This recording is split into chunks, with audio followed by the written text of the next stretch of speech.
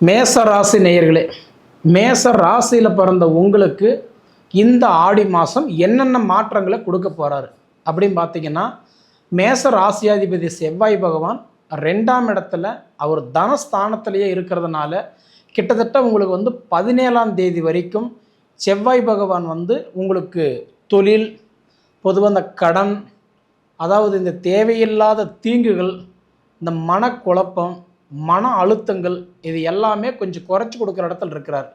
ஏன்னா செவ்வாய் நல்லா இருந்துட்டார்னா இந்த கடன் சார்ந்த பிரச்சனைகள் கண்டிப்பாக இருக்காது. அதே மாதிரி இந்த செவ்வாய் பகவான் 17ஆம் தேதிக்கு மேலே 2ஆம் இடத்துலேருந்து 3ஆம் இடத்துக்கு போகிறாரு. அப்போ 3ஆம் இடத்துக்கு செவ்வாய் போயிட்டாருன்னா, அதாவது தைரியஸ்தானத்துக்கு போயிட்டாருன்னா, பொதுவாக மேச ராசியில் பிறந்த உங்களுக்கு ஏதோ ஒரு விதத்தில் தைரியத்தை கொடுத்துருவார். நம்மளால் முடியும், நம்ம சாதிப்போம், நம்மக்கிட்டே திறமை இருக்குது அப்படின்னு சொல்லக்கூடிய அளவுக்கு ஒரு தன்னம்பிக்கை கொடுத்துருவார். எது எப்படியோ உங்கள் ராசியாதிபதி தனஸ்தானத்தில் ஒரு 17 நாள், அதுக்கப்புறம் தைரியஸ்தானத்தில் ஒரு 13 நாள், கிட்டத்தட்ட 15 நாள் இருக்கிறதெல்லாம் ஒரு அற்புதமான வாய்ப்பு. இந்த மாதிரி நாட்கள் வரும்போது நீங்கள் தான் முயற்சி எடுக்கணும். ஒரு பிளாட்ஃபார்ம் கிடைக்கிறது பெரிய விஷயம். அது கிடைச்சிருச்சுன்னா அதில் ஹார்ட் ஒர்க் பண்ணி ஜெயிக்கிறதுக்கு உண்டான வழி நாம் தான் பண்ணணும், இல்லைங்க இருக்கிறாரு. அப்போ 16 தேதிக்கு மேலே என்ன பண்ணுவார்னா, அவர் 5ஆம் இடத்துலேருந்து 6ஆம் இடத்துக்கு போயிட்டார்னா சுக்கிரன் போய் நீச்சம் அடைஞ்சிருவார். அப்போ நீச்சம் அடைஞ்சிட்டார்னா அந்த சுக்கிரன் அங்கே வேலை செய்ய மாட்டார். ஏன்னா சுக்கிரன் கன்னி ராசியில் தான் அவர் நீச்சம் அடைவார். நீச்சம் அடைஞ்சிட்டா செயல் இழந்துருவார். அவர் பெருசாக அதை சப்போர்ட் பண்ண மாட்டார். சரிங்களா? அப்போ பார்த்தீங்கன்னா உங்களுக்கு 16 தேதி வரைக்கும் தான் இந்த சுக்கிரன் உங்களுக்கு ஓரளவுக்கு சப்போர்ட் பண்ணுவார். குறிப்பாக புத்திர பாக்கியத்துக்கு நல்லா சப்போர்ட் பண்ணுவார். அடுத்தது பார்த்தீங்கன்னா உங்களுக்கு, அதாவது புதன் பகவான் அப்படின்னு எடுத்துக்கிட்டிங்கன்னா, இப்போ ஒரு 3ஆவது வீட்டில் மிதுன ராசியில் அவர் இப்போ வக்கரத்தில் இருக்கிறார். அப்போ 8ஆம் தேதி வரைக்கும் புதன் பகவான் பெருசாக உங்களுக்கு வேலை செய்ய மாட்டார். ஏன் வேலை செய்ய மாட்டார்னா, புதன் பகவான் 8ஆம் இடத்துல, அதாவது 3ஆம் இடத்துல 8 தேதி வரைக்கும் அவர் வக்கரத்தில் இருப்பார். அப்போ வக்கரம்னா என்னன்னா, இயல்புக்கு மாறாக அவர் வேலை செய்கிறது. பெருசாகவே அவர் எந்த சப்போர்ட் பண்ண மாட்டார்.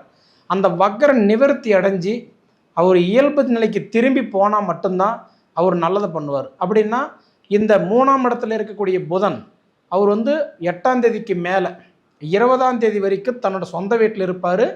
20ஆம் தேதியிலிருந்து 32ஆம் தேதி வரைக்கும் பார்த்தீங்க அப்படின்னா அவர் கடகராசியில் இருப்பார்.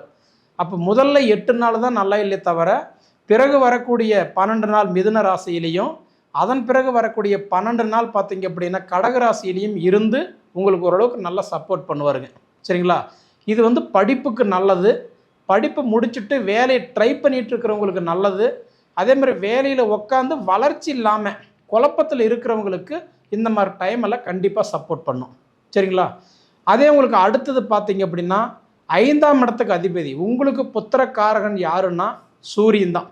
அந்த சூரியன் உங்களுக்கு 4ஆவது வீட்டில், அதுவும் குருவோட இணைஞ்சிருக்கிறாரு. பார்த்தீங்களா? அற்புதமான வாய்ப்பு. தேவகுரு, அசுரகுரு 2 குருவும் இணைஞ்சி உக்காந்துருக்கக்கூடிய காலம் இது. ஒரு அற்புதமான காலம். இந்த ஆடி மாதம் 1ஆம் தேதியிலிருந்து 32ஆம் தேதி வரை, அதாவது சூரியன் உங்களுக்கு 4ஆம் இடத்துல தான் இருப்பார். இது எதுக்கு நல்லதுன்னா, கல்யாண மண்டபம், வீடு, தேட்ரி, கோயில், அப்பார்ட்மெண்ட்டு, இந்த மாதிரி இடம் நம்ம கட்டிகிட்டு இருக்கிறோம். பார்த்தீங்களா? அவங்களுக்கெல்லாம் இந்த தடையை இருக்குது. பார்த்தீங்களா? அந்த மாதிரி இருக்கிறவங்களுக்கு இந்த மாதிரி ஒரு நேரன்றது நின்று போயிருந்தால் அந்த வேலை மீண்டும் எடுத்து நடக்கும். சரிங்களா? ஏன்னா சூரியன் இப்போ நல்லா இருக்கிறாரு. 4ஆம் இடம்ன்றது சுகஸ்தானம். அந்த சுகஸ்தானம் வளர்க்கும்போது இந்த அசையா சொத்து, குறிப்பாக அந்த கட்டட சம்மந்தப்பட்ட வேலைகள் எல்லாமே அதை நடக்க ஆரம்பிச்சிடும். 20 தேதிக்கு மேலே பார்த்தீங்க அப்படின்னா உங்களுக்கு 3ஆம் இடத்துல இருக்கக்கூடிய புதன் பகவானும் 4ஆம் இடம் குருவும் சூரியனோட இணைஞ்சிருவார். அப்படி இணைஞ்சிட்டார் அப்படின்னா இந்த வெளிநாடு முயற்சி எடுக்கிறவங்களுக்கு நல்லா இருக்கும். இந்த காதல் திருமணம் எதிர்பார்க்குறவங்களுக்கு ஓரளவுக்கு நல்லா இருக்கும். வீட்டில் சம்மதிக்கலை, இன்னை வரைக்கும் பார்த்தீங்கன்னா நாங்கள் தனிமரமாக இருக்கிறோம், எங்கள் லவ்வுக்கு ஒரு எதிர்ப்பாக இருக்குதுங்க, இது எங்களுக்குள்ளார பார்த்தீங்கன்னா இது அன்னோனை கிடைக்குமா, எங்கள் வீட்டில் சம்மதிப்பாங்களா, இப்படின்னு சொல்கிறவங்களுக்கெல்லாம் நிச்சயமாக இந்த மாதம் கண்டிப்பாக ஓரளவுக்கு நல்லா இருக்கும். அதே மாதிரி பார்த்துட்டிங்கன்னா உங்களுக்கு குரு 4ஆம் இடத்துல இருக்கிறதுனால சுகஸ்தானத்தில் இருக்கிறார் இல்லையா? அதனால் பார்த்துட்டிங்கன்னா நிச்சயம் குரு பகவான் திருமணம் மற்றும் இந்த புத்திர பாக்கியம் இது 2க்குமே வழிவகுத்து கொடுக்குறவர் யாருன்னா குரு பகவான் தான். அதனால் எனக்கு தெரிஞ்சு இந்த மாதம் உங்களுக்கு நல்லா இருக்குன்னு சொல்கிறதில்ல, மாற்றமே கிடையாது. அது போக உங்களுக்கு 12ஆம் இடத்துல சனி இருக்கிறாரு. சனினால் இப்போ மேசராசிக்கு வந்து 7.5 சனி, குறிப்பாக விரைச்சனி நடந்துட்டு இருக்கு இல்லைங்களா? இப்போ வந்து இந்த ஆடி 10ஆம் தேதி சனி பகவான் வக்கரம் போகிறாரு. அப்போ வக்கரம் ஆகும்போது டிசம்பர் 11 வரைக்கும் சனி வக்கரத்தில் இருக்கிறதுனால சனி பற்றின கவலை இதுக்கு மேலே உங்களுக்கு தேவையில்லை. எனக்கு தெரிஞ்சு எப்படி பார்த்தாலும் மேசராசிக்காரங்க ஒரு 1.5 வருஷமாக படாத கஷ்டப்படுறீங்க, படாத குழப்பத்தில் இருக்கிறீங்க. இது எல்லாமே உங்களுக்கு இந்த மாதம் கொஞ்சம் ஆறுதலாக இருக்கும். ஒரே ஒரு விஷயந்தான், இந்த மாதம் நான் சொன்ன மாதிரி ஆடிப்பெருக்குக்கு நம்ம தலைமுடிக்கிட்டு வர்றது, தர்ப்பணம் கொடுக்கறது, குலதெய்வத்தினுடைய வழிபாடு எடுத்துக்கிறது, இது எல்லாமே நமக்கு ஒரு நல்ல மாற்றத்தை கொடுக்கும். நீங்கள் அனுபவித்து பார்த்து சொல்லுங்கள். நன்றி.